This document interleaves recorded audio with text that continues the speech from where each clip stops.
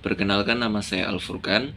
Saya dari Prodi Akuntansi S1 dengan NIM 25056220110004. Tujuan saya membuat video ini yakni untuk melengkapi tugas kearsian, yakni pemikiran Bapak Muhammad Nasir dengan dosen pengampu Bapak Afridian Wirahadi Ahmad, SE MSc.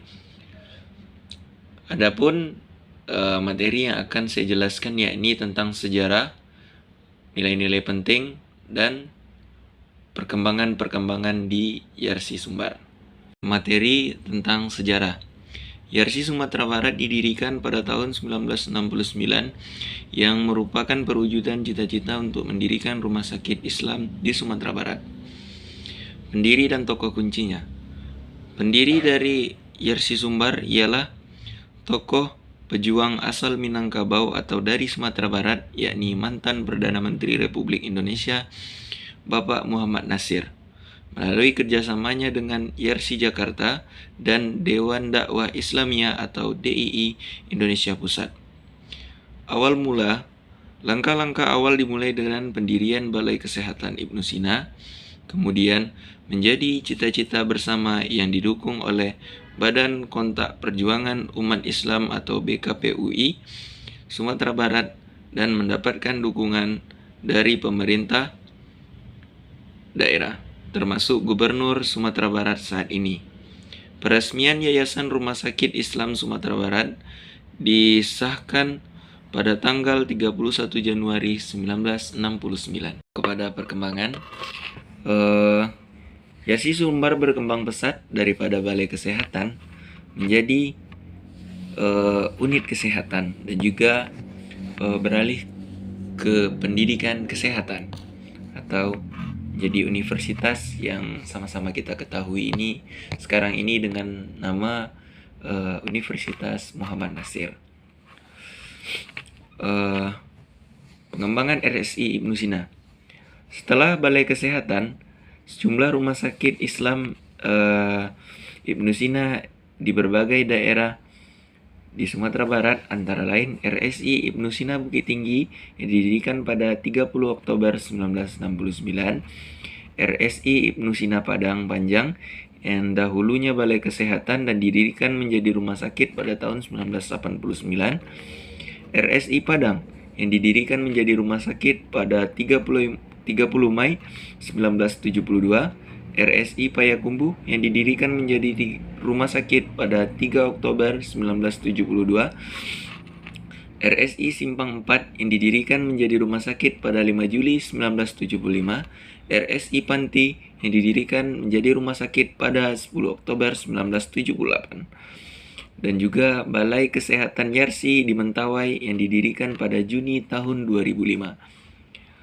Pembangunan lembaga pendidikan. Untuk menunjang misinya, Yarsi Sumbar juga menjadikan Sekolah Tinggi Ilmu Kesehatan yang kita singkat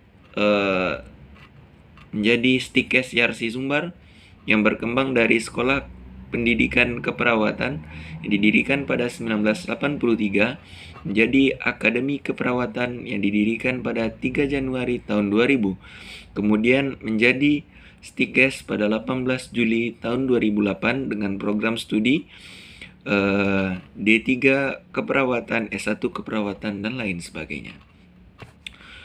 Universitas Muhammad Nasir Bukit Tinggi resmi berdiri pada 16 Oktober 2014 dengan 10 program studi, di antara lainnya ada ilmu gizi, kimia, hukum, dan akuntansi, dan lain sebagainya.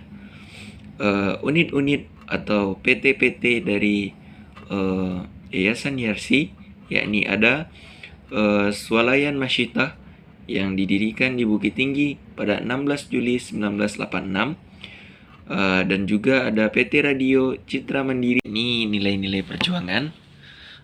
Nilai-nilai perjuangan ini berakar dari prinsip keislaman dan juga pelayanan kemanusiaan. Falsafah utamanya yakni dakwah bilhal.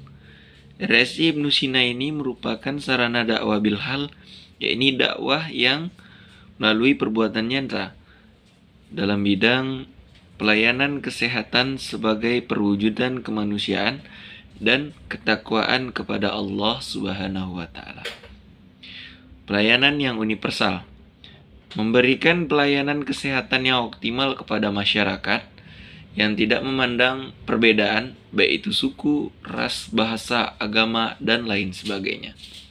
Mungkin hanya itu yang saya ketahui tentang sejarah, perkembangan, dan juga nilai-nilai perjuangan di dalam YRSI Sumatera Barat atau Muhammad Nasir. Jikalau ada kesalahan saat saya menyampaikan atau dalam salah berkata, saya mohon maaf, karena sejatinya kesalahan itu datang dari saya sendiri dan kebenaran yang hak itu datang dari Allah. Karena al-insanu nisyan wal khata', manusia ini tidak luput dari kesalahan, khilaf, dan lupa. Akhirul kalam, wabillahi taufiq walidayah waridai wal inayah. Wassalamualaikum warahmatullahi wabarakatuh.